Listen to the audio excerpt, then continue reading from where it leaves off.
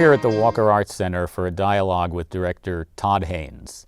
Tonight's program is titled Todd Haynes, 20 Years of Killer Films, in which I'll talk to Todd about his remarkable career and his 2-decade-long producing partnership with Christine Vachon of Killer Films. From his controversial feature debut, Poison, in 1991, through the Oscar-nominated Far From Heaven and I'm Not There, and his latest, Carol, Todd Haynes has filtered a half-century of the American experience through a formally inventive prism that has reimagined the AIDS crisis as a 1950s horror movie, suggested Oscar Wilde as the patron saint of glam rock, and studied the changing landscape of suburban American domesticity from the Depression-era 1930s of Mildred Pierce to the smog-choked 1980s Los Angeles of Safe. At every step, Haynes has shown himself to be a visionary stylist who is also a master storyteller and a brilliant actor's director.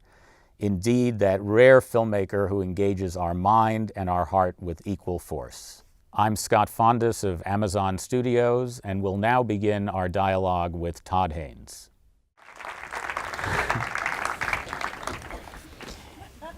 Well, it's really a pleasure to be here with someone who I think deserves to be considered one of the real visionaries in American cinema, and to kind of take a trip down memory lane through your career. But I thought it would be interesting. I think a lot of people think of you as a New York independent filmmaker, although you did grow up in the scenic climes of the San Fernando Valley in Los Angeles, which informs very much Safe, which was, I think, the movie of yours that really broke you through to a somewhat wide audience. And maybe you can talk a little bit about your early days in the San Fernando Valley and how you first discovered your passion for cinema. No one in my immediate family was in the industry, but my grandfather, who was a huge influence on my life and an amazing man, Arnold Semler, was a messenger at Warner Brothers in the 30s, worked his way up to becoming head of set construction by 1940 at Warner Brothers, left when the sort of blacklist climate got to be too much, and started his own business. And that was really our only direct lineage to the industry. But I grew up with kids and people who worked. We knew the Sherwood Schwartz lived on my do you know who that is? Creator of Gilligan's Island. Of Gilligan's Island and the Brady Bunch. Yeah. And we would go visit the Brady Bunch set, like most kids do, as you know. This probably explains a lot, actually. Right, it probably does. But I think, look, I was 3 years old when I saw my first film. It was Mary Poppins. And it had a profound, seismic, psychic effect on me that provoked some bizarre, obsessive creative response to that powerful synesthetic experience of seeing a movie. I'm sure the maternal subject in that film, the pyrotechnics of that unique Disney production, and the music, and so many elements of a pretty stellar kids film contributed. But something happened when I saw that film, and it would continue where certain movies, as I was a kid, would become points of obsession for me, and would generate this sort of obsessive creative response. What were some other ones? Romeo and Juliet, the Zeffirelli film in '68, was the next major obsession. I was 7. It really, but that film, for people older than myself and probably people in my generation even, that film tapped into youth culture, counterculture at the time in a way that I remember vividly, that really felt like there was something very contemporary about this Shakespearean, tragedy. There was something erotic, obviously, about, Leonard Whiting's butt revealed in Olivia Hussey's bosom. And that played some factor in its impact.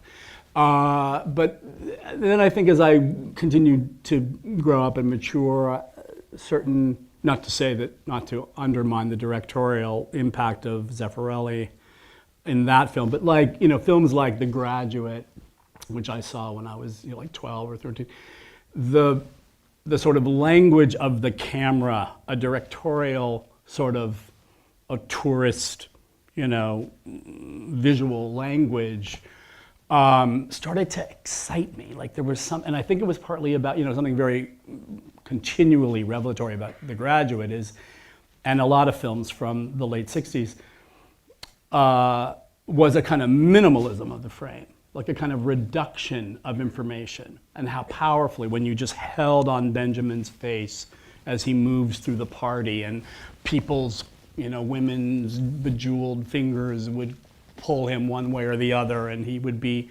pulled by the camera, but it was really what you didn't see that defined your imagination and propelled you through that narrative.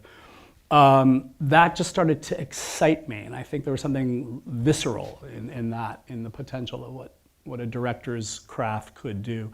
I continued to be interested in visual art and theater as I was a young person and moving toward college. But film, I think, was always there as something that would kind of encompass all of those interests. And you went to Brown and you studied semiotics there, which I think also gets talked about a lot as having sort of formed your aesthetic in some way. But it's I think if people see now on the Criterion Blu-ray of Safe, this recently rediscovered short of yours that you made when you were, I guess, still in high school, yeah. The Suicide. Yes. So much of what we think of as a Todd Haynes movie is sort of already there in its infancy. It's kind of fascinating. But talk a little bit about the Brown experience and how that did kind of further your development as a storyteller, as a visual artist. I mean, when I applied to Brown, I was just interested in finding where any kind of film production resided at the school. And in 79, 80, because I was waitlisted and I took a year off and traveled in Europe, came back and went to Brown, met Christine Vachon. The rest is history. But you needed to take a prerequisite course in semiotics to get to any kind of production courses, which were paltry at the time. They didn't have facilities, they didn't have anything. And semiotics, I would learn, was simply a program within the English department that had sort of a renegade status in the sort of academy of the Brown English department as it had existed for so many years, and resided in this sort of crumbling house, Adams House, on a small street off the sort of main campus. And everybody who took classes in semiotics wore black, and it was sort of like, it was like, what's the Audrey Hepburn film where everybody that's make sort of parodies the Beats, and she's wearing black tights, and there's all these scenes in Greenwich Village. Oh yeah, the funny things. Funny things, yeah. Thank you. It was almost like our own version of that. But the thing that was remarkable was that, and I'm oversimplifying. I had a really influential high school teacher, Chris Adam, who was a writer, and she knew Thomas Elsasser. She, in fact, dated Thomas Elsasser, and Thomas Elsasser is a sort of a scholar of German film, New German cinema, writes a lot on Fassbinder and the entire era, and he was the teacher of Marianne Doan, who has written extensively on the melodrama and women's films. And so I had this little inside tip when I went to Brown, because I knew Thomas. I met Thomas at the Atomic Cafe in downtown LA with Chris Adam one night before I went to college. And he said, yeah, my student Marianne Doan is now teaching at Brown. And so I was able to sort of skip the prerequisite courses at semiotics on the good name of Thomas Elsasser and go right into courses that seemed interesting to me. But I really didn't know what this meant. This was the product. Semiotics was sort of a loose term at the time, and for later it would become a department at Brown called Modern Culture and Media. But it was really really just talking about post-structuralist cultural theory and critical theory that was looking at art and culture from a sort of post-Freudian, post-Marxist, and as I would learn rather quickly, post-feminist or very feminist-informed academic discourse and filter. And at the time we were studying Laura Mulvey and those seminal articles about the male gaze and to be looked at-ness and all of those things. And now I look back and I realize, Jesus, I was in college in 1980. Laura Mulvey only wrote those articles in the mid-70s. I thought they were like predecessors from decades before, and now I realize how old I am. I'm like, we were just there right at, so this is a very new program, an academic program with a real, critical and political sort of radicality to it that was unique. And I think I found a kind of parallel language for questions I was already sort of asking myself about representation, about the nature of identity, the nature of gender, sexual orientation, and the nature of dominant practice within those sort of new questions that were being asked at the time. And so I was very lucky, and again, it was sort of somewhat serendipitous because I didn't really know what I was walking into. But it became a very, nourishing period of my life. And I left Brown thinking that I would be like experimental filmmakers who were teaching at Brown, like Leslie Thornton. I would be an experimental filmmaker, probably teaching in colleges, because the kind of films I would be interested in making would never find a market. And things changed when I moved to New York City, and events happened that I couldn't really have anticipated. But that was pretty much my mindset after Brown. Well, you did make one film that, for various legal reasons, never really found a market, which is Superstar, the Karen Carpenter story. And this is kind of it's a really rich dovetailing of so many of your obsessions. It's a woman's picture. It's about the prison of suburban domestic life. And it's a pop music picture. Right. It's sort of everything. It's like the Rosetta Stone. Yeah, I kind of did it all then. I could have retired. Did you, were you, when you were making the film, did you, and for people who don't know, although I suppose everybody does, made starring a cast of Barbie dolls and Ken dolls, did you think this film was destined to have some kind of commercial distribution, or did you sort of know the legal and other hurdles you were going to face when you were going into it? No, Superstar was a private little art project that I embarked upon after graduating with a friend of mine who isn't a filmmaker, a dear friend, Cynthia Schneider. We wanted to maybe do a project together on film, and she wanted to do a film using pets, and I wanted to do a film using dolls.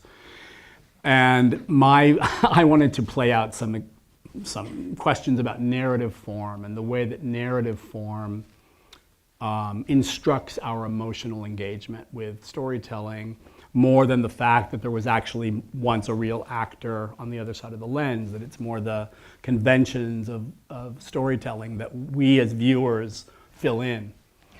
And so I thought using dolls, but following a well-known convention, would demonstrate that to some degree.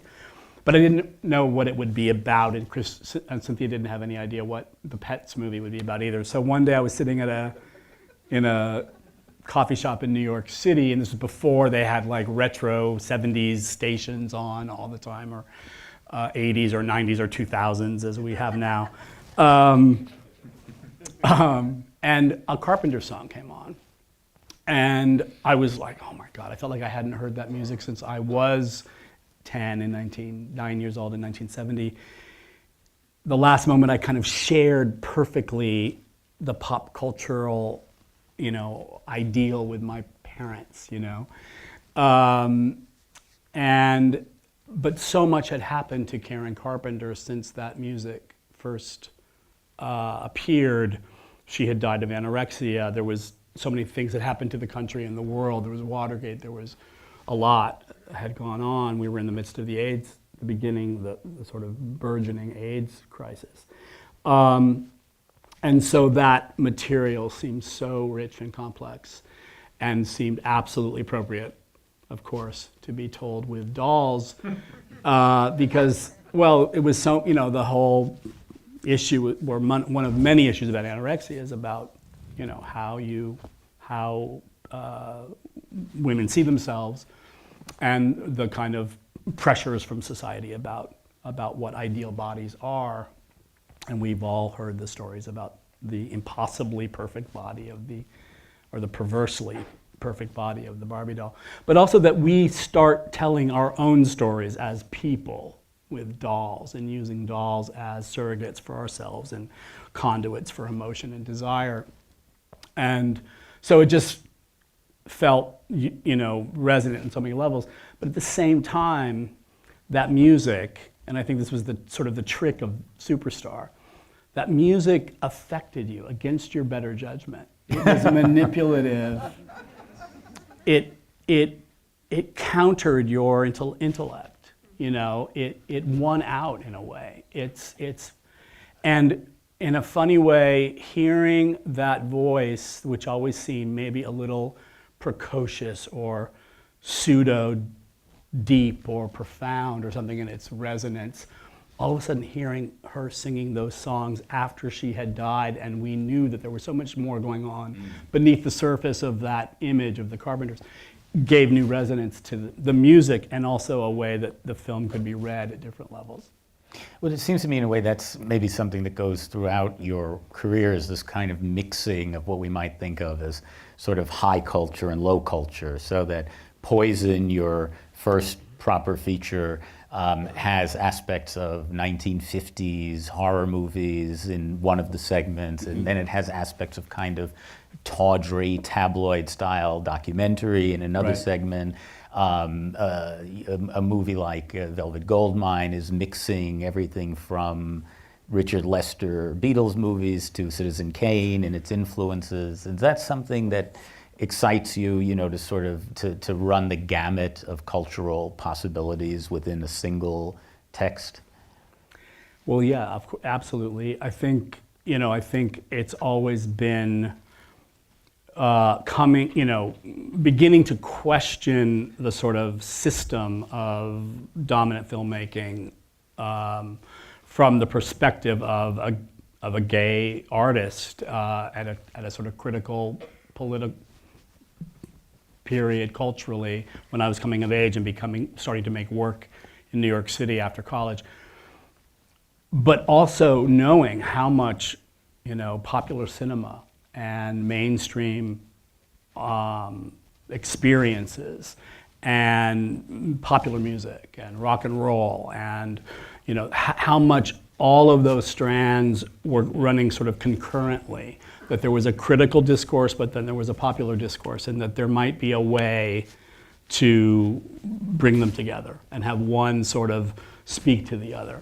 And I guess also I felt that there was, I always felt, and I kept learning this from movie to movie, and it began with Superstar, that the spectator has these extraordinary powers of desire to enter a story and fill it in emotionally, and to make it come alive. And really, the more I've made movies, the more I realize all of the emotion that we think the movie is giving us, we're actually giving the movie. And you have to give, as a filmmaker, I think I've learned that you need to respect that.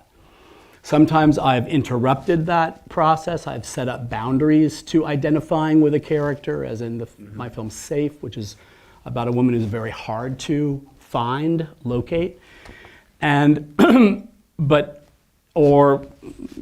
From Heaven, there are many different examples of different sort of mediations to easy access to emotion or to identification. But I think what that often just keeps revealing is how much the spectator needs to be given that agency and sort of be encouraged to use their powers, which are unique. And sometimes movies overwhelm us with, sensation and determination of how we're supposed to feel and what we're supposed to think, and you're left completely sort of lobotomized by the experience. What do I do? And you leave and you're like, okay. You don't even remember what you just experienced, So that was always a motivation, I think, in a lot of the work.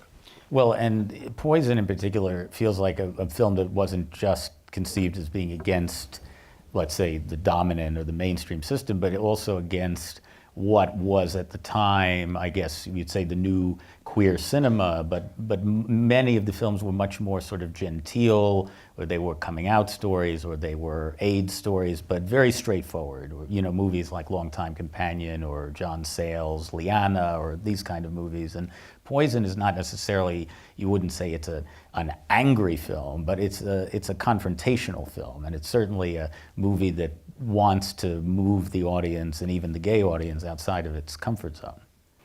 Yes, it was, but I would just abridge the question in that what was ultimately defined as the new queer cinema were films that sort of kind of followed Poison, or that were in the company of Poison and thereafter, and they were films like Tom Kalin's Swoon, like Greg Araki's The Living End, like Rose Trochet's Go Fish, films that were challenging formal and narrative strategies and conventions, as well as examining marginal lives and gay lives.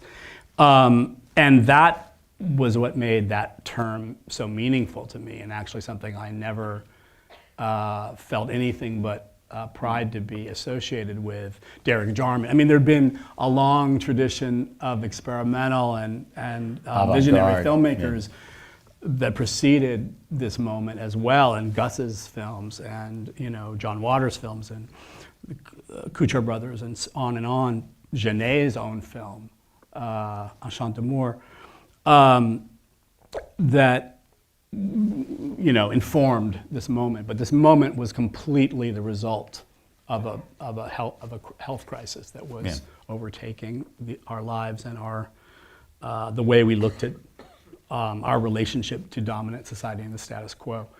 But yes, Poison was confrontational, and it was, in many ways I felt like the gay community was sort of crouching under and accepting some blame, accepting a kind of culpability for what was happening. And I felt that I wanted to sort of, create something that offered an alternative to that. And the best place to look for inspiration was the work of Genet. And of course, in my humble, modest American way, I was, adopting some cues from Genet and applying them to very American traditions of storytelling, and telling these three separate stories that almost told similar stories about outsiders and transgressive characters in society, and how they're cast and defined by the genres themselves, in a way, again, that asked the viewer to kind of compare and contrast different ways of telling the same story, and what those ways, the kind of burdens of prejudice and traditions of bias, or the way it positions you embedded in those genres. And I'm thinking of the marvelous opening shot of a young boy's hand caressing all of the objects on his mother's bureau and in the drawers, and all you see is that hand under all the opening titles, and it's very much like what you were describing, the shot in The Graduate of Benjamin moving through the party. There's some kind of connection there. Yeah, that's cool. But back to the San Fernando Valley, back to Safe, which you mentioned earlier. Yes. And this strange story of a woman who, as one character in the film suggests, is allergic to the 20th century.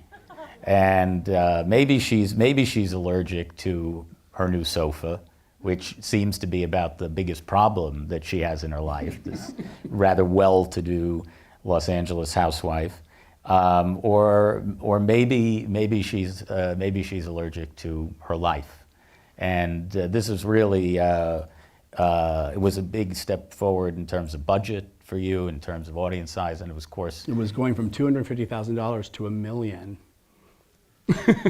And really, I think the first time a lot of us saw Julianne Moore. Yes, absolutely. So let's take a look at a little bit of Safe. Another woman called Carol, curiously. That's exactly true. Yeah. You know, we haven't really talked lately. How you doing? Good. I've just been a little... Look at it, it's you. Oh, yeah. Under the weather. Right. Look at it, she's a princess. Oh, that's very good. It's very realistic. Ladies, we are now opening the big present. Please come in. Okay, here we come. Come on, Elise, let's go look at the big present, okay? Want to sit on here? You thought he was? Yeah, have you seen it? Well, did you see it? God, I haven't seen it yet. You have to accept it. God. This is fancy wrapping. You posed it too much. Come on, don't be polite. Oh, I'm trying. Stroller. Oh, come on. Right? Here, let me help you get it out. There Oh, you that's go. exactly the one I wanted. Oh. There's a package with the wheels inside, and they go on really easily. You just screw them in. Even you can do it.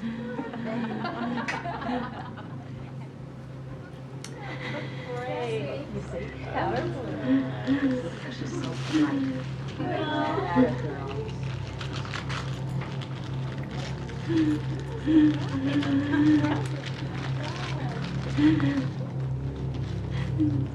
Mommy? Oh, that's great. Well, I'm not going to watch this. Well, right. Carol? But it can be You all done. right? Yeah, thank you. Carol? What's going on? I don't know. Carol? Oh my God, Linda, what happened? She can't breathe. Eileen, call her house. Someone should call her doctor. And Jennifer, could you get some water, please? Just try to relax, okay? Calm down. It's okay. It's all gonna be fine. Just relax. Just relax.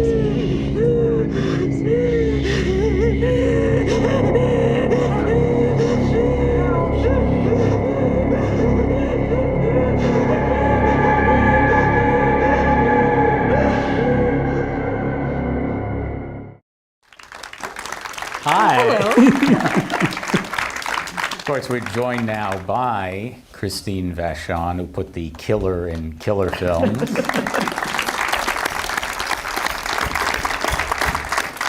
And I don't know if this was the first killer film or was just the first that with Todd to have that banner on it. I don't think Killer has a credit on Safe. I think we did Poison together, and then we started planning Safe. And sometime, probably well after that, Killer really formed. Okay. But you guys had actually known each other at Brown. Sort of. Talk a little bit about the origins of the partnership. You know, we did know each other a little bit at Brown, but honestly, it was when we came to New York, both of us separately, you know, pursuing various, but you also have to remember New York at that time, it was a very exciting time, and there was a kind of mixture, very fervent mixture of music, art, cinema, fashion, like everything. We just called ourselves artists, and we came to New York and we were going to pursue the different things we wanted to do. Todd and I started working together at a company called Apparatus that was formed by somebody else we went to Brown with named Barry Ellsworth, and Todd was in the midst of making Superstar. So I had the great pleasure of working with him at the very end of Superstar, helping you get it through the post-production process, because I had interned for an editor, so I had all this experience that I could bring to bear. But I had a real epiphany when I saw the movie, and really realized that it was, I had been kind of trying to figure out, we were making films together already at Apparatus, that's what we were doing, but Todd wasn't directing those movies, we were helping other people make those films. But when I saw Superstar, I realized that was it. This was the kind of movie I wanted to make. It was provocative, it was original, and it was incredibly entertaining. And I thought, like, I do not want to let him make another movie that I don't have my name on. And I think, you know, I mean, look, 25, 30 years ago, everything kind of, I remember saying to you, and it may not have gone this way, because I may have just like made this up. I remember saying to you, I want to produce your next film. I remember. And you were like, well, I think it should be an hour long. And I was like, no. We're not going to do this short thing anymore.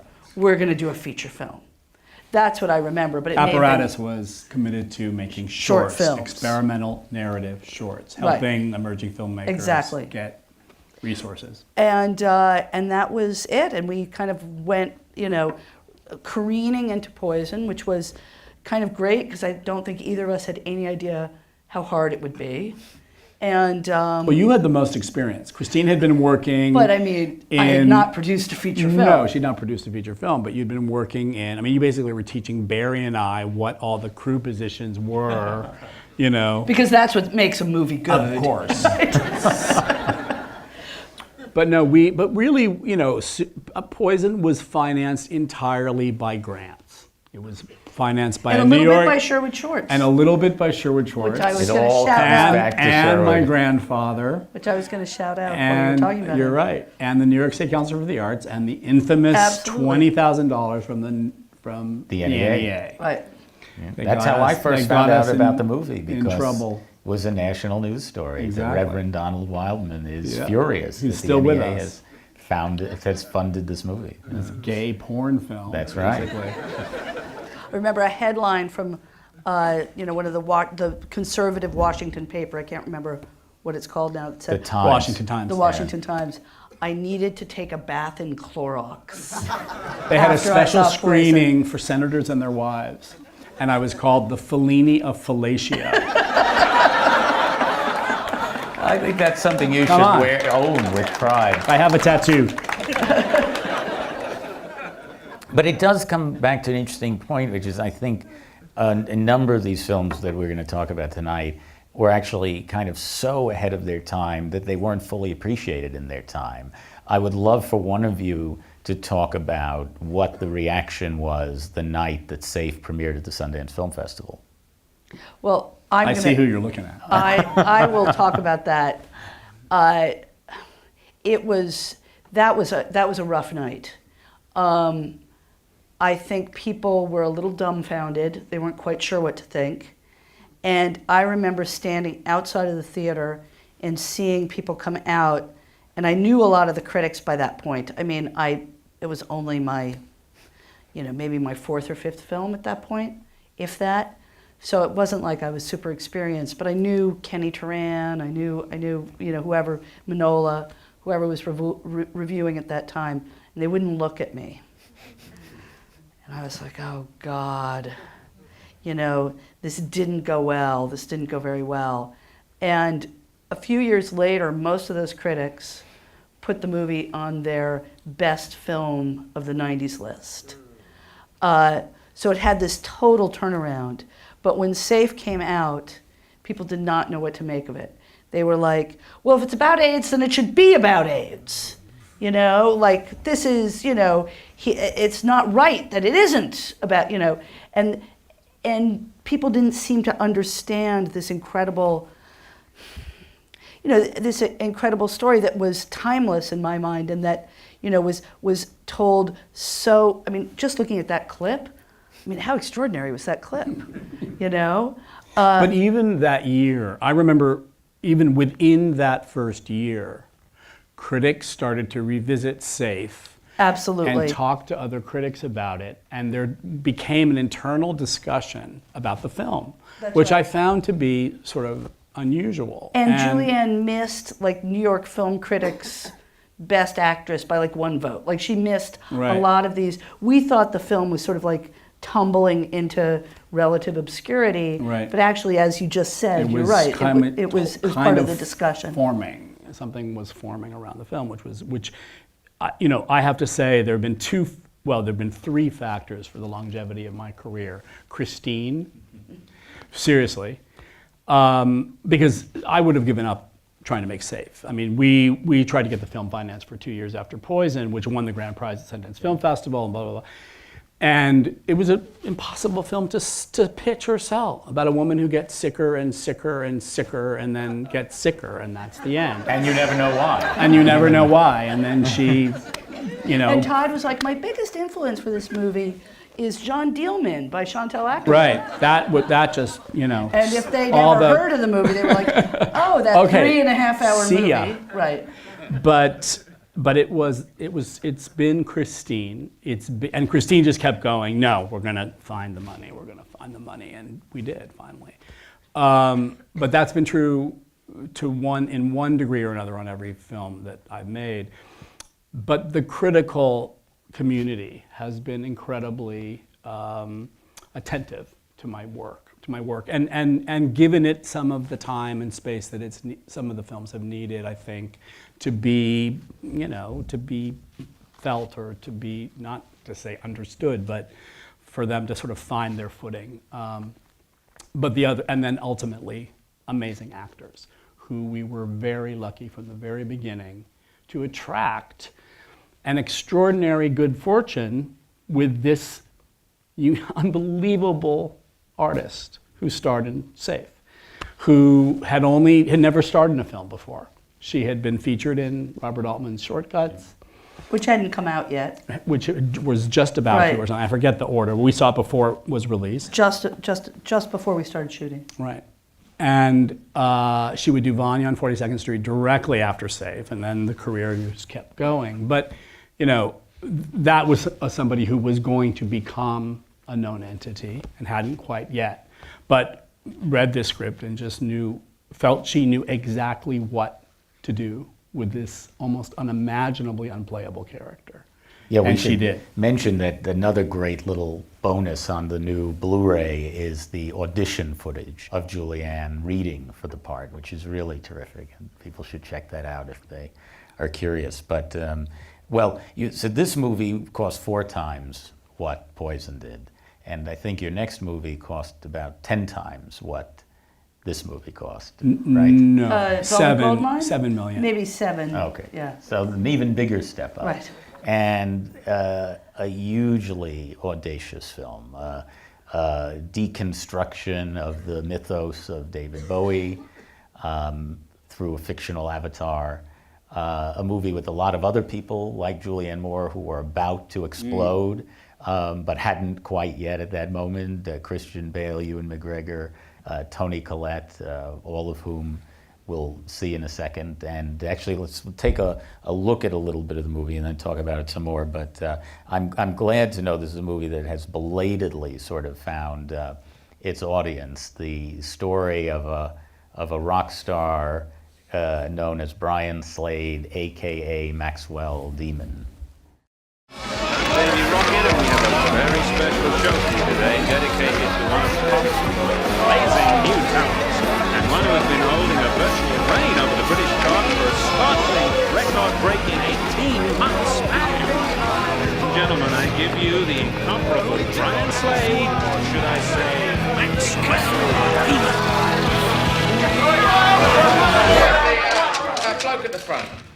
Brian, why the makeup? Why? Because rock and roll's a prostitute. It should be tarted up, performed.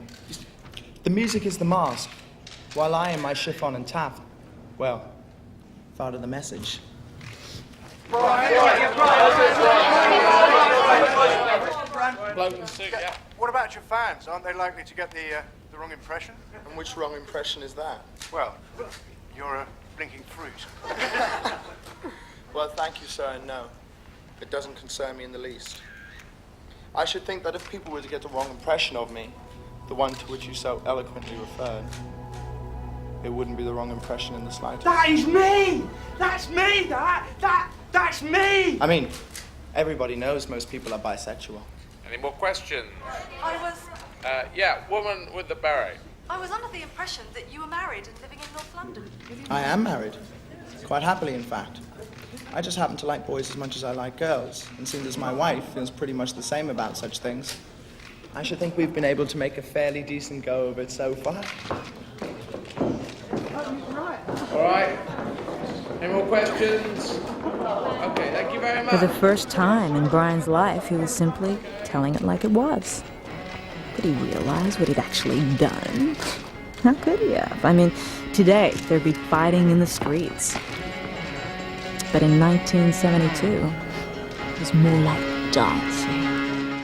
There's somebody credited with the co-story on this movie. It was a very important collaborator of yours on all of your films through Far From Heaven, which is Jim Lyons. Yeah. So maybe you can tell us a little bit about that creative partnership. Yes, Jim was my partner in life for 7 years. He stars in Poison. He was a reluctant actor until very good in the movie until after Poison, and then he was an unreluctant actor. But he was a brilliant editor, and that was always his ambition. And he was a brilliant guy. He was just an amazing guy, and he just worked so incredibly hard at everything that he did. And he had this. We were celebrating Poison on a trip one time, and he said he had this idea about doing a film about how homosexuality gets sort of utilized by dominant society in these various ways, and it would be a 3-part film. One would be about the church, one would be about the military, and one would be about glitter rock. And I said, hold on, right there.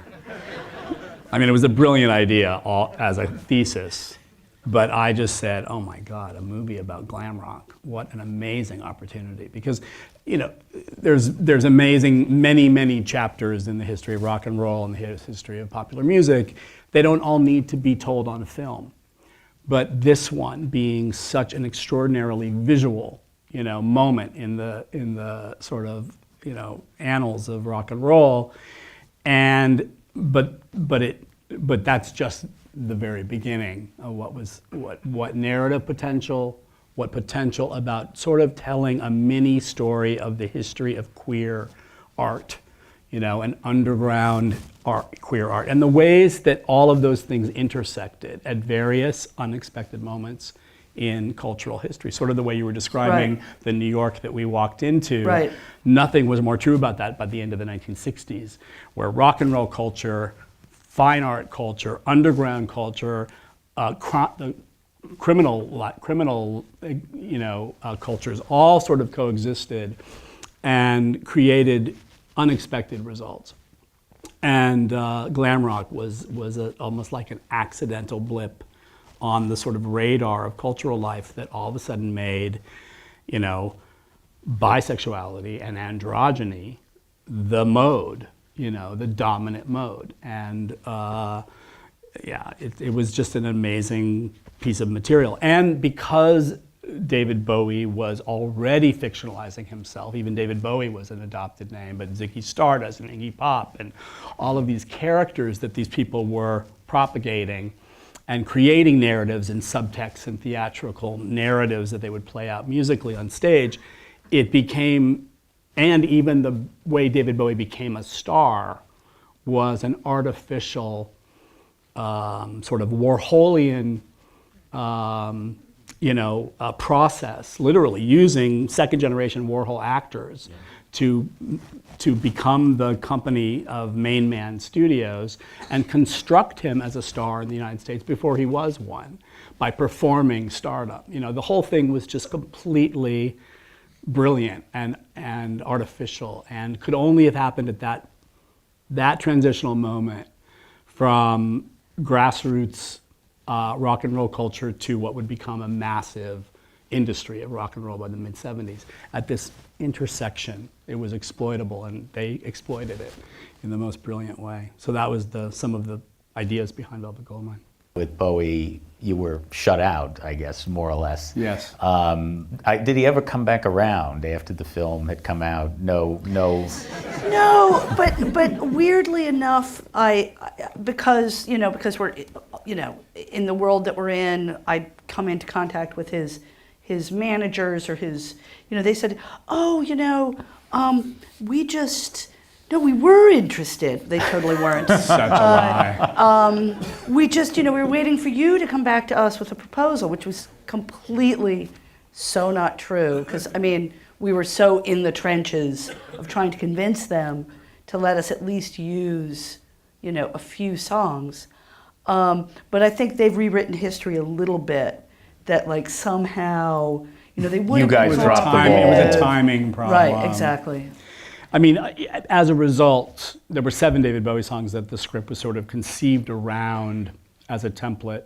And when they were removed, it created all of this opportunity. And they were filled with far lesser known and really amazing songs. And some original. And some original songs, many original. The whole soundtrack Right. is a combination, but those specific Bowie songs were pretty much replaced by Roxy Music songs, Brian Eno songs, Steve Harley Cockney Rebel songs, who's very little known in the United States. And that, in the language of the film, which was creating a parallel universe anyway. So before we talk about Far From Heaven, talk a little bit about the time between those two movies, because Velvet Goldmine was a big commercial failure at the time. And talk about how that affected you and what happened and where Far From Heaven then sort of comes into the narrative of your career. Well, let me just say one thing about the big commercial failure part. It wasn't a commercial hit, but I wouldn't go so far as to say it was a big commercial failure. It didn't cost that much money.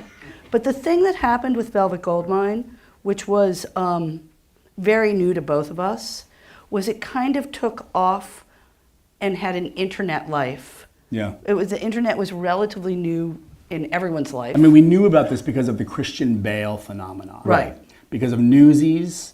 Right? The generation of Newsies was Right. the new generation of the internet. Absolutely. And they were tracking Christian Bale's every move. And we kind of knew this, and we were telling, who. But that, nobody, no one really no one weren't knew how to tap into weren't that. up on it. But what, all of a sudden, there was this thing called slash fiction, and we were getting these narratives sent to us. Well, they were online. Well, there are all these websites propping up, these obsessive Velvet Goldmine. There were at least 20. Right, and they would be the best XXX rated story. For people who don't know what slash fiction is, it's imaginary. It's almost always gay. And often it's like taking scenes from Star Trek and conceiving gay scenarios that fans construct, and not just boys, but girls. Right. And we found almost more girls. More girls. And we found that with Velvet Goldmine, the teenage female following for the film was the thing that distinguished it the most. And it continues to be the case today. Whenever I do talks, I see women coming up to me of a certain age or with sort of tattoos or some diet, and I'm like, they're here for Velvet Goldmine. I know it, and they have the Velvet Goldmine thing they want me to sign. But we were getting all these crazy stories, XXX versions of Velvet Goldmine, the best one of the week, softcore porn versions, all the way down the spectrum. And websites that literally analyzed every single line and scene. And I remember calling Todd at one point going like, there's this thing. And he had an internet following already that was kind of eggheady, that was following like Poison and Safe, and they were like, this is the reference to Lacan. And the Velvet Goldmine stuff had nothing to do with Todd. They didn't care who Todd was. It was just like, it was about the movie. But they were getting to know who Oscar Wilde was. Absolutely. Anyway, it was just, they were learning about this subculture, this underground sort of queer history. And they were young people. And it was the kind of movie that we had growing up as teenagers. Coming out of rock and roll culture, that I would be obsessed with. The Ken Russell movies of the 70s, or Performance by Nicholas Roeg. Movies I just would watch over and over again and analyze with my friends, and and I was like, I want to make a movie like that for young people, and that really is what Velvet Goldmine became. I think, Christine, though, and not to emphasize the commercial failure, because I love this movie, and it's probably turned a profit by now because it's been rediscovered. Right. But I think in your book you say Todd kind of retreated to a cabin in the woods after that movie came out. Oh yeah, it wasn't because of Velvet Goldmine. I was thrilled with I was so proud of Velvet Goldmine. It was love life. I don't think either of us were like at that point. We were fairly like we got it made. Yeah, that was the success. I was just so happy it was over. It was a really tough shoot, but it wasn't. But no, I was proud of the movie. I did retreat, but it was for all kinds of other reasons. And I left New York, and I needed a different place to be, and I didn't even really know that I needed a different place to be. And I thought, okay, I'm gonna go back to, I want to do something for Julianne. I'm gonna do something with Cirque and do a melodrama. And I conceived of a plot, and I decided I'd get away from the city where I'd lived for 15 years and visit my sister in Portland, Oregon, and write Far From Heaven, what would become Far From Heaven. But for some weird reason, at this time, I started to, I listened to Bob Dylan when I was in high school, but I hadn't really continued staying on top of Dylan, and he continued to put out records every year for all those years. And for some reason, I just started craving Dylan, and I wasn't. It was this insatiable appetite that of course there's so much material to satisfy, and this was the beginning of the releasing of all the bootleg material, and the first 3-disc bootleg series was out, and I bought it on my drive to Portland from New York, and it just blew my mind. I was also reading all these biographies about Dylan for the first time. And I sort of, while writing Far From Heaven, I was obsessing about Dylan, and I came up with this idea about how to approach him as a subject. And I don't know if you want to take a break and watch that now. Let's look first at Far From Heaven. Far From Heaven, okay, good. Which I'm sure most people are familiar with, but it's, of course, Julianne Moore as a housewife who has a romance with her black gardener. Yes, Jake. There's a lady on the phone for you. I'll be right there.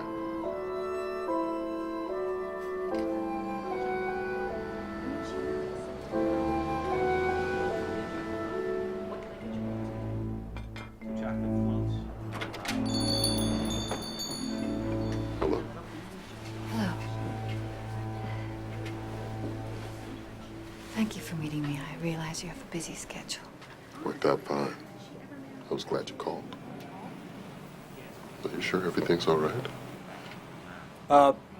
Is there something I can do for you folks? Can we leave here? Of course.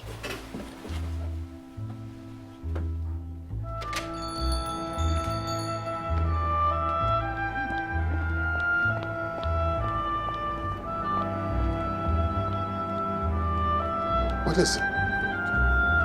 What happened? I wanted to see you in person, Raymond. I can't. Can't what? It isn't plausible for me to be friends with you.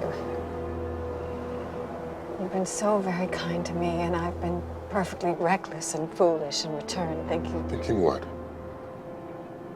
That one person could reach out to another? Take an interest in another? That maybe for one fleeting instant could manage to see beyond the surface? Beyond the color of things? Do you think we ever really do? See beyond those things? The surface of things? Just beyond the fall of grace. Behold that ever-shining place. Yes, I do. I don't really have a choice.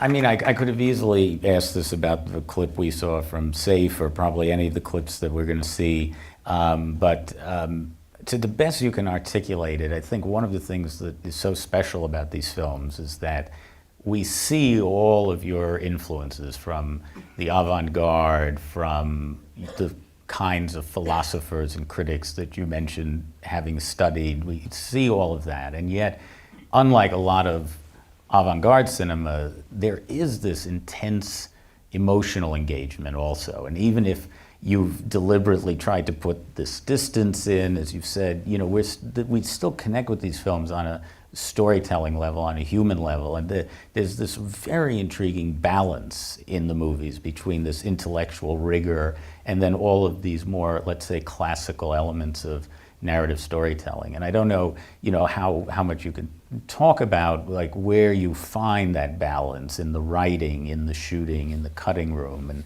how important that is for these movies to work. No, I mean, I love movies from the inside out, you know, so the inside is the part that I pay very close attention to when I'm making them and thinking about them.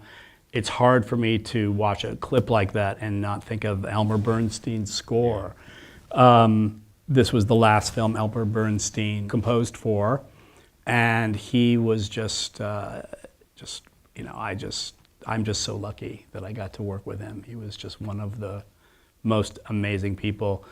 And this meant so much to him, this film. And he'd never, you know, for all of the genres that he had composed for, everything from crazy comedies in the 80s to the classic films that defined him. To Kill a Mockingbird. To Kill a Mockingbird and the jazz scores from the 50s that first launched his career. He'd never really done a melodrama. And I think, you know, because he came from a cool sort of Marxist, you know, New York City perspective at the beginning, and I think they were derided. They weren't really taken seriously. And they were a later category of films that were given serious attention by the, you know, the cahiers writers and so forth. Yeah,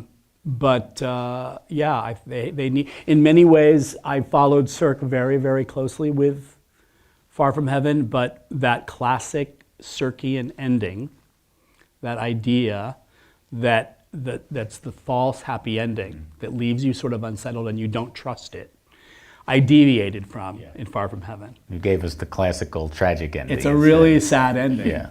And in many ways, Safe is a more Circean, that's a false happy ending that follows the sort of codes of the narrative, but you're like, wait a minute, something's wrong here. I also want to ask about the incredible surfaces and textures in these films. I'm just looking at that again, the placemats on the counter in the restaurant, the little sign on the cash register, which is a very important sort of story beat too. We reserve the right to refuse service to anyone. Right. That detail work is always so intense.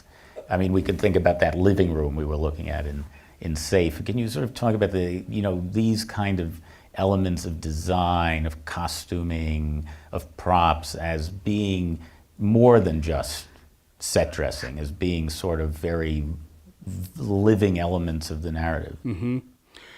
Well, certainly Cirque gives you that as an opportunity if you're using him as an example of what decor and mise-en-scène and lighting and costume can do to undermine narrative or to speak on its own separately or parallel to the story. But somebody asked me today, I get asked a lot about why do I always make these period films? And I think, you know, among many reasons, that maybe some of which are just simply selfish, that I learn so much about the world and about the past and about history when I do. It also means that every element is something you have to consider. Nothing can be taken for granted. Every car, every cash tray, and so that's important to me because I think, you know, everything should be considered whether you're making a period film or not. And all of those elements are meaningful. And I think when you're forced to think about them, then you make choices that you're cognizant of and you're aware of, and they often have cost considerations and everything else. The amazing thing, the really funny thing about Cirque is when we were doing, as opposed to Carol, which is a very different 1950s film, very differently styled and conceived, you know, the whole Circean universe is an artificial universe. And so it meant that everyone's practice, everybody on set, the way the prop person would want to, after the party scene, have ashtrays with cigarette butts burnt out and debris, and I'd be like, no, it has to be absolutely immaculate. It doesn't look like real life. There's Right. something unreal and oppressive about these environments and these, interiors. And that says so much about what's so hard about living under these circumstances as the characters suffer. Well, I think it'll be interesting to look at Carol right after this, actually, and especially because we're short on time. Right. I'll explain to the audience that Todd, like Elvis, has to leave the building at the stroke of 8 to catch an airplane. So we'll look at, I think a lot of people saw Carol last night, but I think it'll be instructive to kind of see this juxtaposition of these two 50s melodramas, and then we'll take some questions from the audience. But this is, I love this scene, and again, it's a wonderful combination of all the things that you excel at, the great acting, the beautiful surfaces, and all of these unspoken things that take place between the lines. And this is the first real encounter between Carol and Therese when they go to lunch after she's returned her gloves in the mail in Carol. Cheers. Cheers.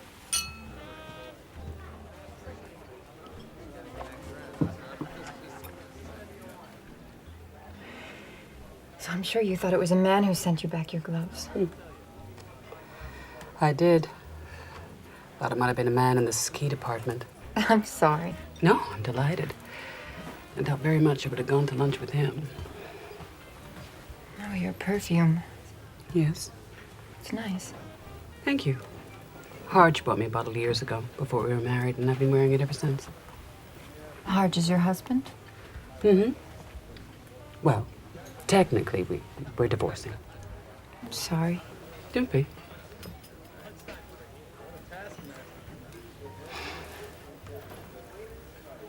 And you live alone, Therese Balavet? I do. Well, there's Richard. He'd like to live with me.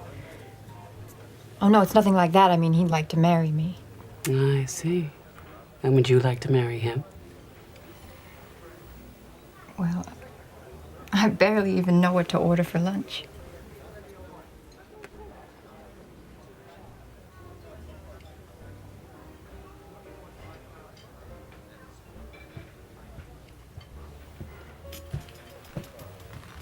And your muse.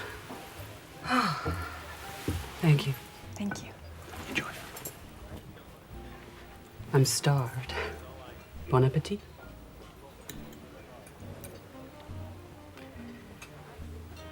What do you do on Sundays? Nothing in particular. What do you do? Oh, nothing lately. I mean, if you'd like to come visit me sometime, you're welcome to. At least there's some pretty country around where I live. Would you like to come visit me this Sunday? Yes. What a strange girl you are. Why? Flung out of space.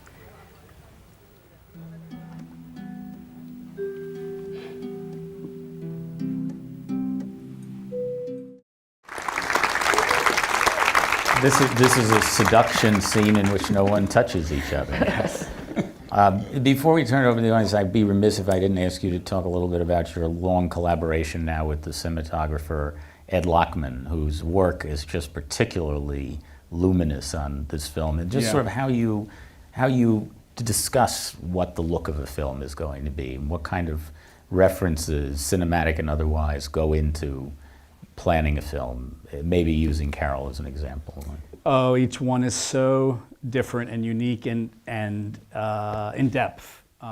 With Carol, and I usually begin, like many directors, with an image book that I put together and draw from references to films or whatever is germane to the project and meaningful.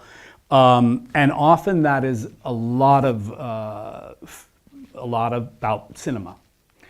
That was true for Far From Heaven, that was true for I'm Not There, it was true for Mildred Pierce. In the case of Carol, it was a little less the case, less true. I was looking almost more at photojournalism and art photography from the early 50s when this takes place, and found that the culture, the American life, particularly in New York City, or the images that at least I was seeing in the research, depicted a very, very different world than we think of as the 50s, you know, the Eisenhower era that's much more depicted and relevant to Far From Heaven. This is this, you know, period really still crawling out of the post-war years, where there's a great deal of uncertainty and a distress, sort of fatigue that you see in the images of New York at the time, a dirtiness, a sort of sordid, you know, soiled color palette that both Ed and I really responded to. And the work of, as I was talking about a little bit last night in the Q&A after Carol, the work of Saul Leiter we can't, you know, overstate as an influence. And it's so extraordinary and such beautiful color photography from this mid-century New York-based photographer and abstract expressionist painter. But we also saw a lot of work by female photographers that were being published in Life magazine and who were working in color. And the color process itself brought a different kind of palette to anything that we'd done quite before, and that is reflected in the look of it. But so it begins with the book and these references and trying to really do something distinct, I think, each time. And so there's all of these shots through, which you don't really see in this clip, but a lot of shots through glass and reflections and windows, and where this almost the lens itself, the act of looking, is foregrounded, because it's all about desire and who's on what side of that looking. Like in the last scene in the restaurant. Oh yeah, yes. Questions for Todd Haynes and or Christine Vachon, though Christine will stay with us a little bit longer after Todd leaves, so maybe we'll start just with questions for Todd. Hi, Todd. Hi. Hi, Christine. I am a big fan of your work, and it's been very influential to me. What I would love to hear from you is for you to talk a little bit about my favorite thing you've ever done, which is Dottie Gets Spanked. And it's a movie that connected to me so much as a gay man of a certain age. And I think that every gay man should watch that film, because it's like the most accurate portrayal of growing up with the stigma of a homosexual desire, that I think it's like the most beautifully, artfully film about that I've ever seen. So thank you. Thank you so much. Dottie Gets Spanked was a short film that we made for public television. For ITVS. ITVS, a series where they asked independent filmmakers to do half-hour or hour-long pieces based on the family and television. And I had recently been home and went through a lot of childhood artwork of mine and found all of these drawings that I did as a kid, and they were all depicted my obsession with Lucille Ball, and of course, and you know, all these other women, basically. Cinderella, you know, kind of a weird hybrid of real life people on TV and fairy tale subjects. I remember a little friend of mine who was a girl at the time, who said, "Are you bad at men?" I guess I was bad at men. She probably also told you you were a feminino. She probably, yeah, which is a classic moment in Dottie. But it inspired this film. I was really interested in Lucy, and I did get to meet Lucy as a little LA kid and visited her set, like little Stephen Gale in the movie, and gave her a little book of my drawings when I was 7 or something, and she was like, "Yeah, thanks, baby."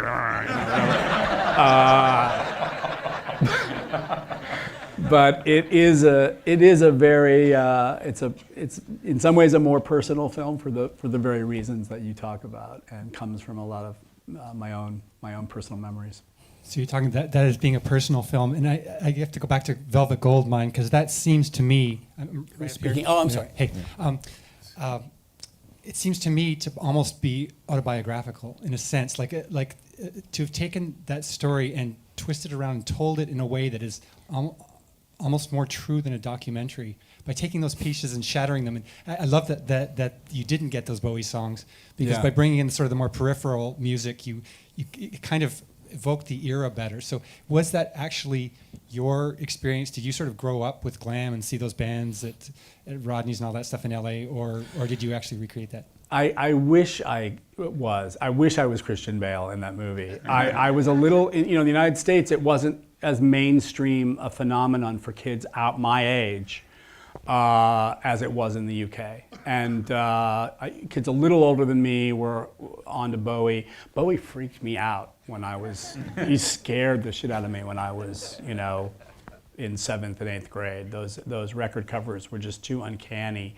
But there was something in them that I knew I was going to be returning to, that you sort of, almost the way Stephen Gale in Dottie Gets Spanked takes that picture of the spanking, folds it up and buries it into his backyard for later in his life when he can deal with that. That's sort of how I felt about Bowie at the time. But what I loved about glam rock and glitter rock is that it endowed the fans, sort of what I was saying in some ways about audiences and spectators.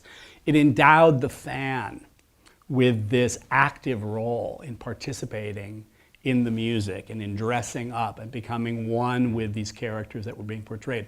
It's why Rocky Horror Picture Show had that enduring life, because it asked you to take part in the ritual. And it was a ritual of transvestism and drag and androgyny, and it was a ritual of throwing off notions of secure identity, that teenagers know better than anybody else that identity is not secure, that sexual identity and gender identity and all those things are unstable. And so this moment in rock and roll celebrated that and made that the rule. And so that's what endows Christian Bale's character, Arthur, with all of that agency and gave him that sort of access into his own participating in his own fantasies, literally in the story. Yes, in the blue jacket there. A while back in 1991 or 1992, I was a student at Brown University, and I actually got a chance to see you speak, do a Q&A in a lecture hall just after showing a screening of Poisoned. And one thing that I distinctly remember about that Q&A is that two of the ideas that you talked about later turned out to be films of yours. One, Gulf War syndrome seemed to be a thing at the time. And you had said something about how people were paying attention to Gulf War syndrome because the victims were male. And it seemed, after Safe came out years later, I was like, wow, okay. And then you also said that you had this interest in glam rock and interest in doing a glam rock film, and that became Velvet Goldmine. So obviously those two things were on your mind at the same time, and I guess what I'm curious about is why you would do Safe before Velvet Goldmine, because it seems like that's not exactly the path of least resistance. I mean, it's admirable, but not exactly easy. Yeah, that's interesting. I don't remember having been talking about the glam movie that early, but I, it's funny how all these things are sort of brewing at the same time.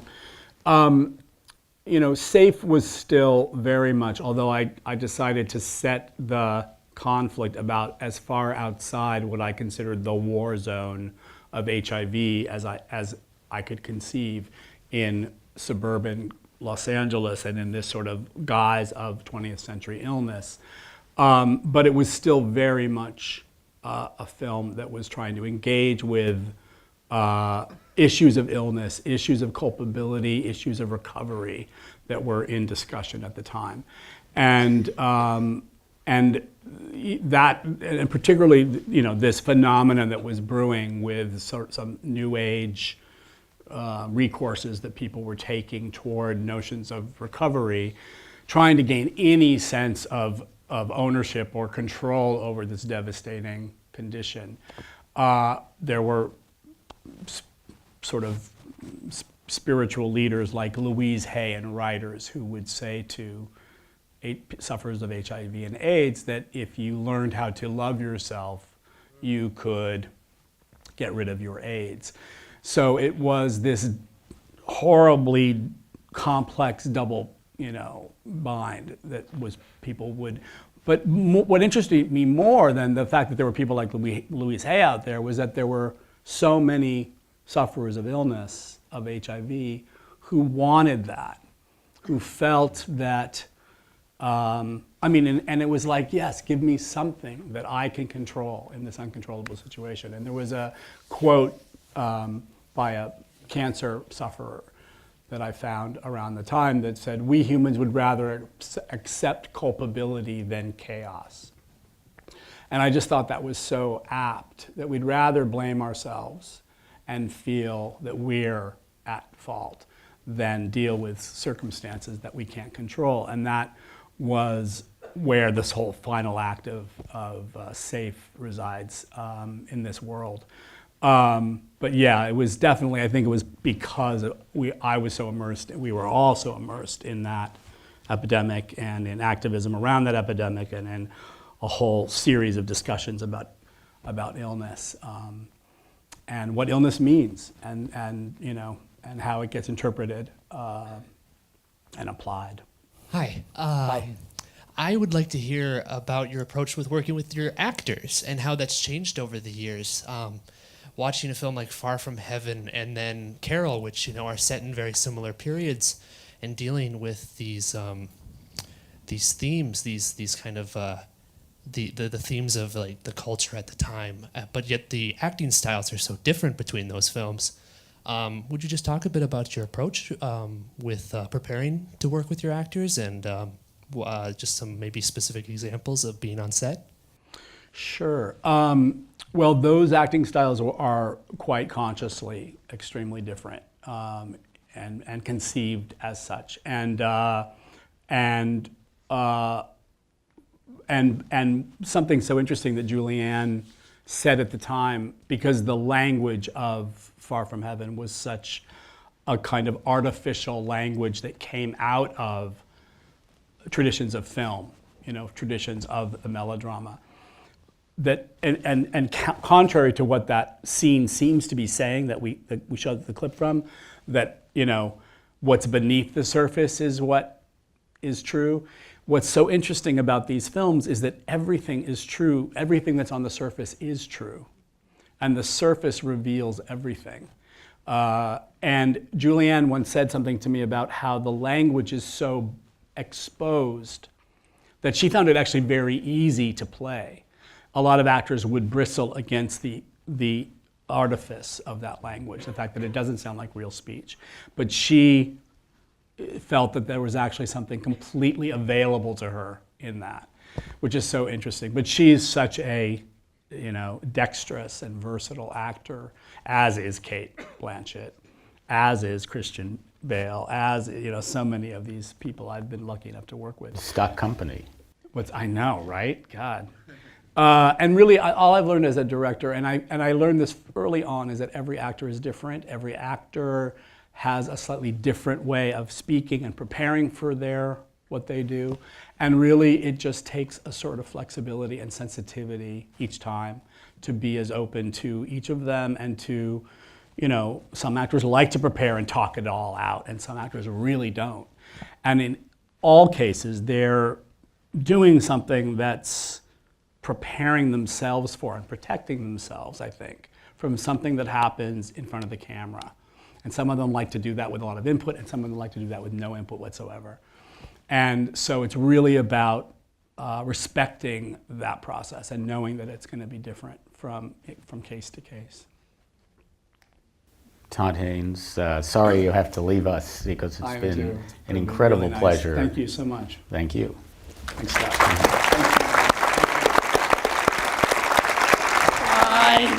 See you in a couple days. Bye. Would you like to join in the hot seat now, Vicky?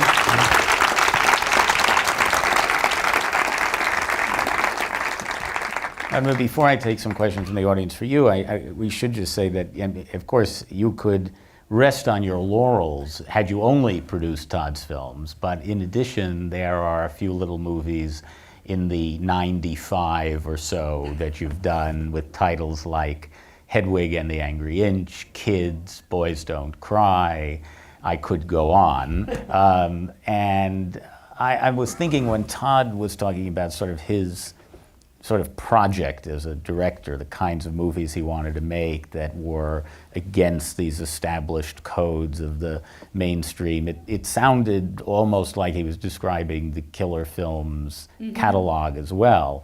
But at the same time, I think, you know, rarely have you made a movie, if ever, that was only about being controversial or having some kind of hot topic or transgressive content. There's always, like in Todd's films, this intense level of emotional engagement, of richly drawn characters. And to the best that you can do, could you talk about what is a killer film, or what kind of material attracts you as a producer? Well, I mean, first and foremost, you know, I know it doesn't seem obvious from the body of work, but we have to make commercial films.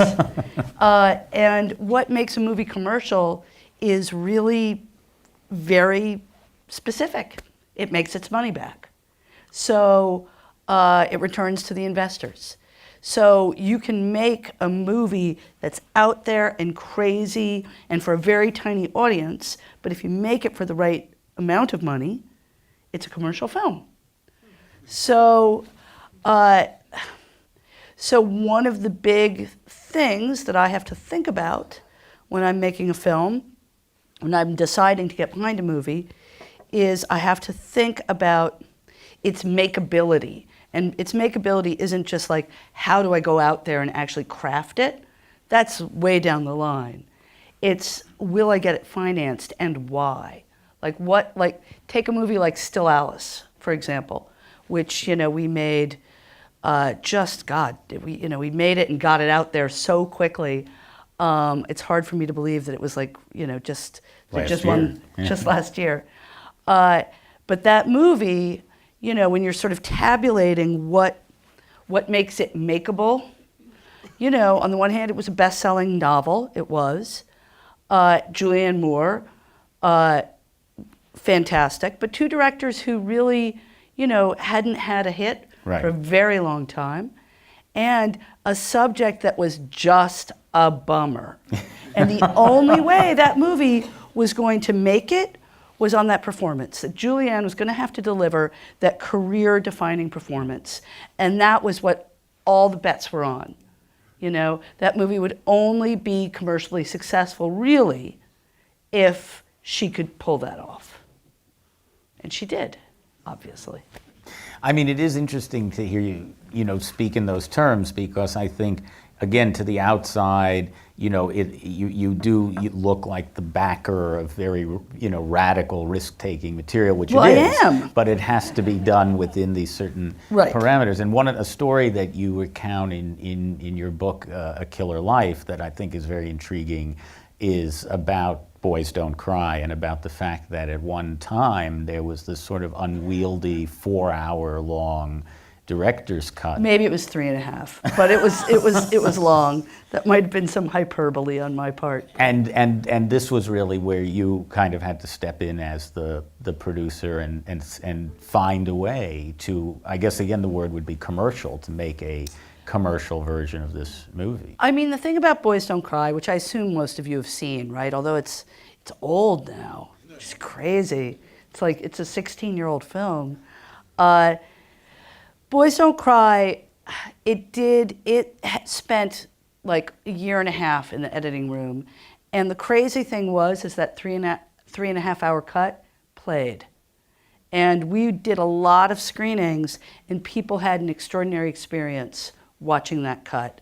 And that was really tough for me and for Kimberly, because, you know, it was an emotional experience, but I knew, and she came to understand, that that wasn't the version of the movie that was going to have any kind of real commercial success. And at a certain point, I think we both started to realize, like, this movie had that potential, you know, that it really could speak to people that way, but not at 3.5 hours.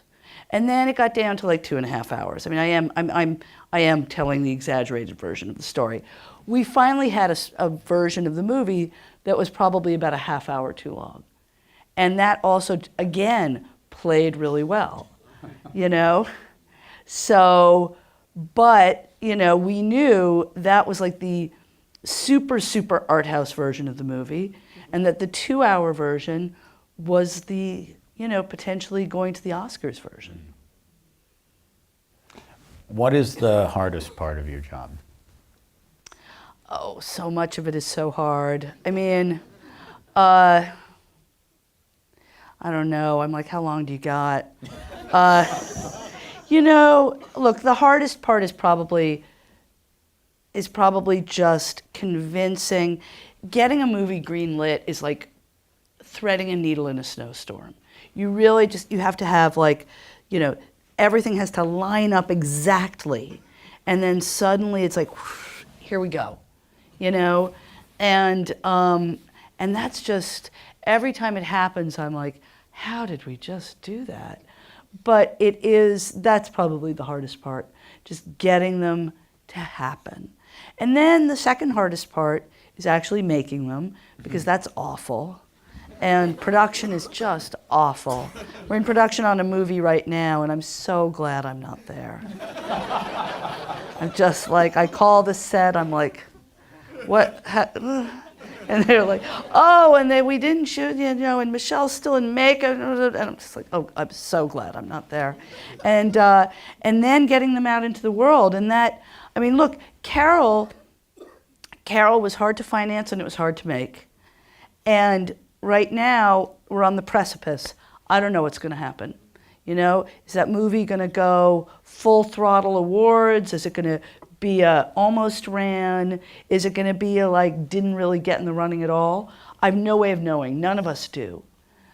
And making a movie that actually manages to check all those boxes. The critics like it, the public likes it, and they actually go to see it. I mean, that just happens a few times in your lifetime. And this is your and Todd together, your third trip to the ball with Harvey Weinstein as your distributor, for us together, yes. Yeah, storied figure in the American independent landscape. Right. Can you talk about the evolution of the Todd Haynes, Christine Vachon, Harvey Weinstein partnership? No, I can't talk about that. Why? I mean... Well, I would just say it seems to be a story with a happy ending. Well, exactly. Carol no, it is going into honestly, the award look, season as a kind of flagship movie. As you so lovingly pointed out, Velvet Goldmine, our commercial failure, was our first experience with which was then Miramax. But you know, whatever, that happened. And I will still argue to my death that it wasn't actually a commercial failure, but whatever. But actually, I'm Not There was a pretty great experience with the Weinstein Co. I mean, that was a crazy movie, and I don't know if Harvey totally got it, but he sort of got its potential. And it actually did quite well. And I think that it was in really good hands. Mm-hmm.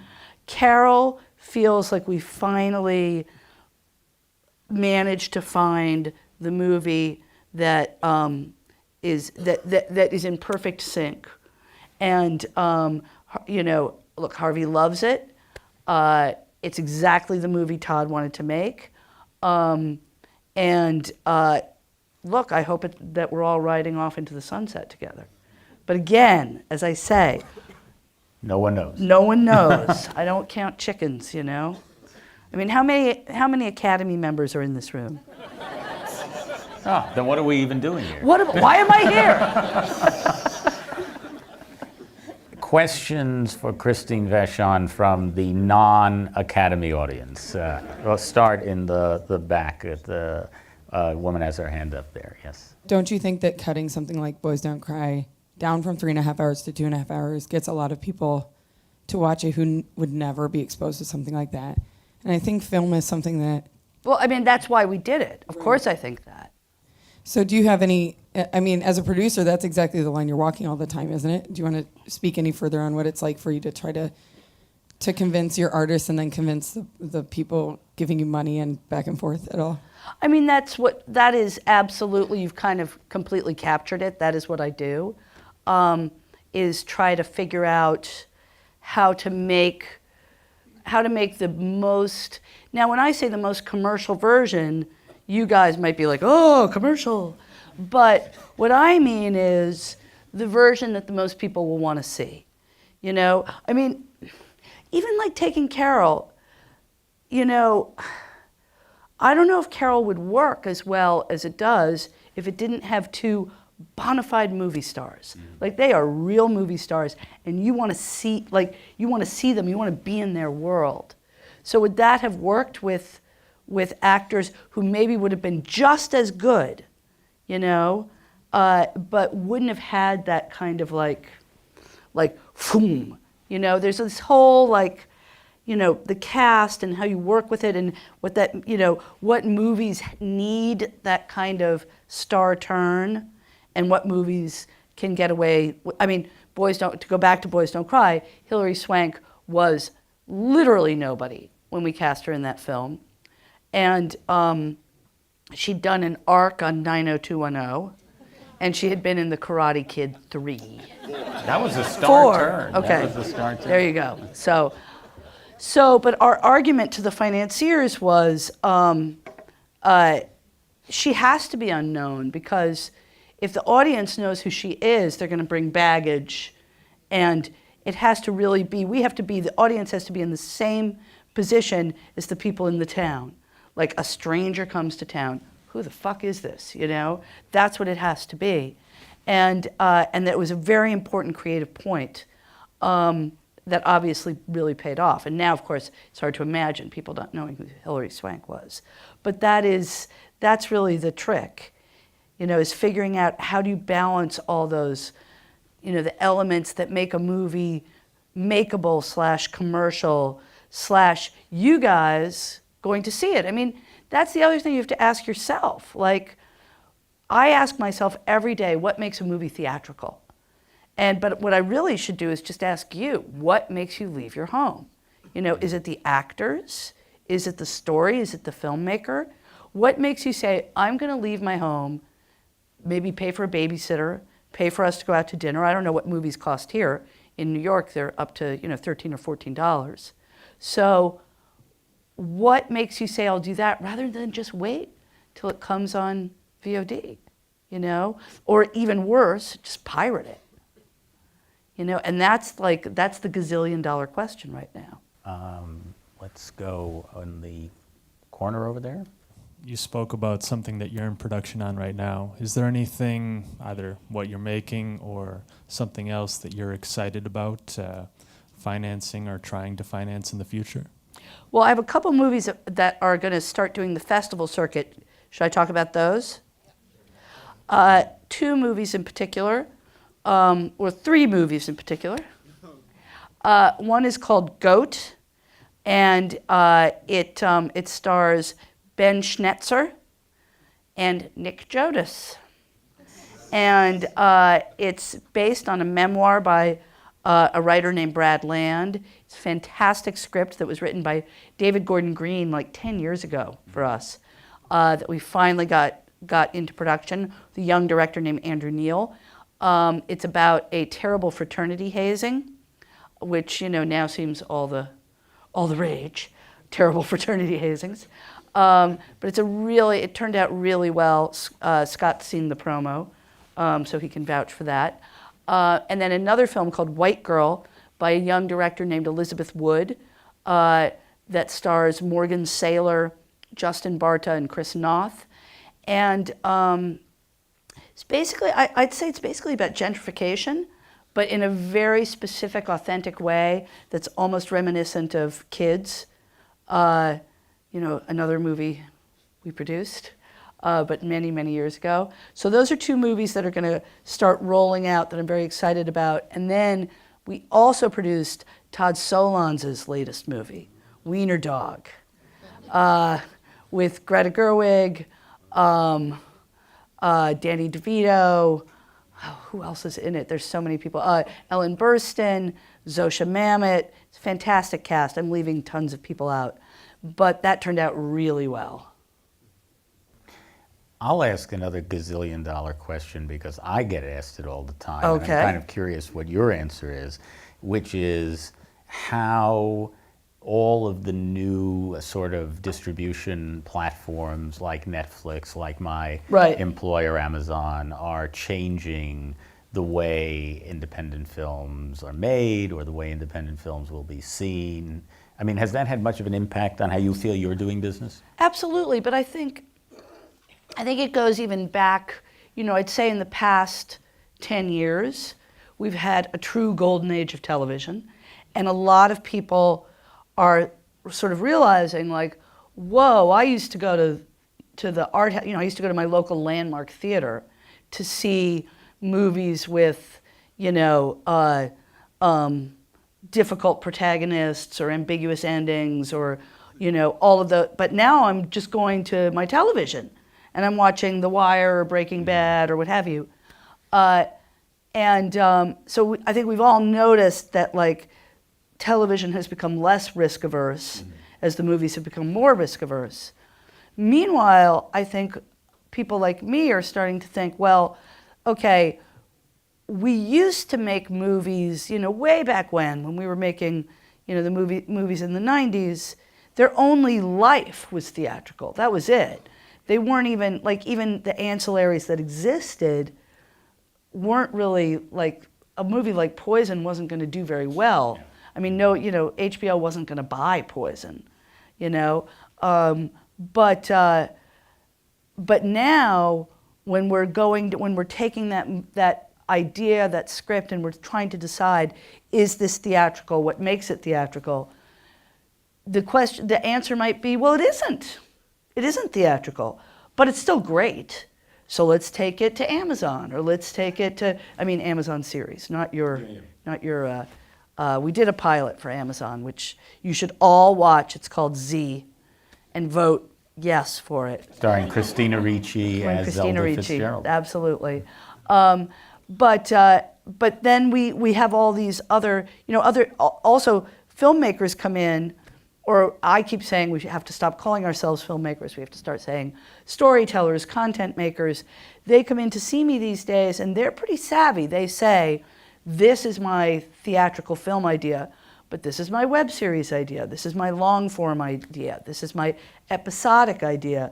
So I think it's all starting to really blend together in a way that is just making a potent soup of content.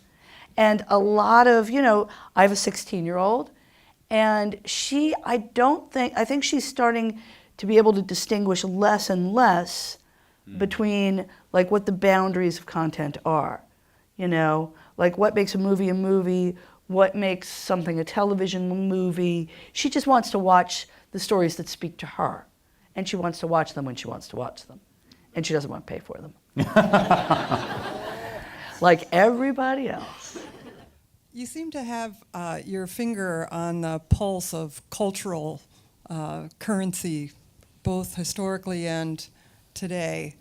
How do you think that, what do you think that the future is going to be like that you would kind of want to tap into and say, that's kind of culturally relevant? God, I have no idea. And thank you for saying that. I don't know if I do at all. I always think it's like, we're just like, we're just running as fast as we can. I always say killer is, we've managed to stay alive for 20 years because we're like cockroaches after the nuclear blast. We'll eat plaster. We'll figure it out. I don't know. I feel more like I know it when I see it. Like I'm not the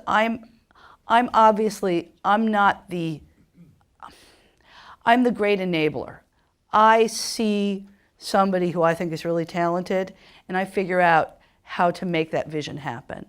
But I guess my talent is having a pretty good eye that this idea, this methodology, whether they're 22 or 42 or 62, this thing they want to take from, you know, the script to whatever screen, whether it's the big screen or the little screen or the even littler screen, has some kind of relevancy.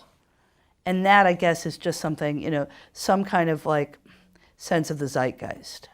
And I don't know how to put my finger on it. And back there. Hi.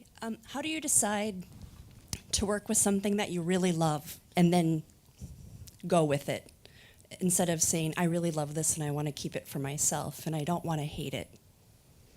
I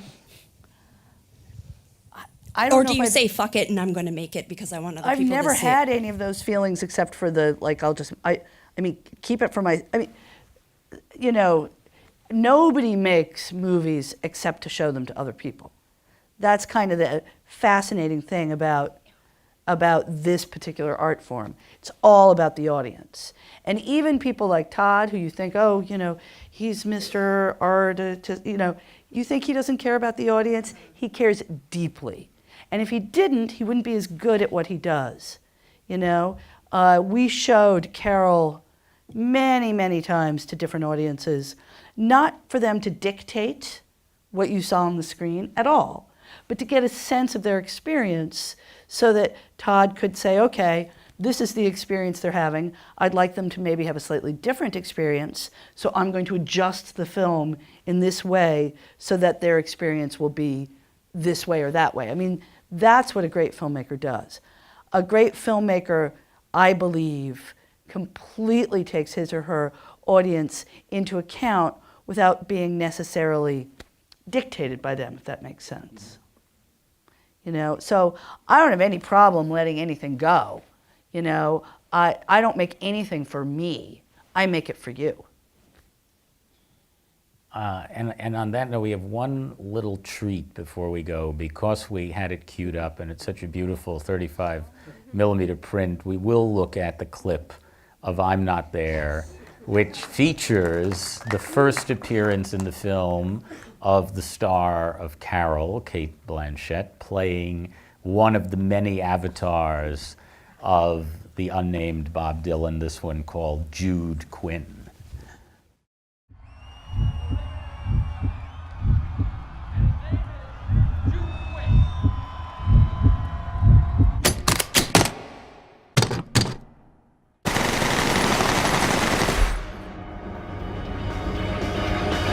Try my best to be just like I am, but everybody wants you to be just like them. They say sing while you slave and I just get bored, but I ain't gonna work on Maggie's farm no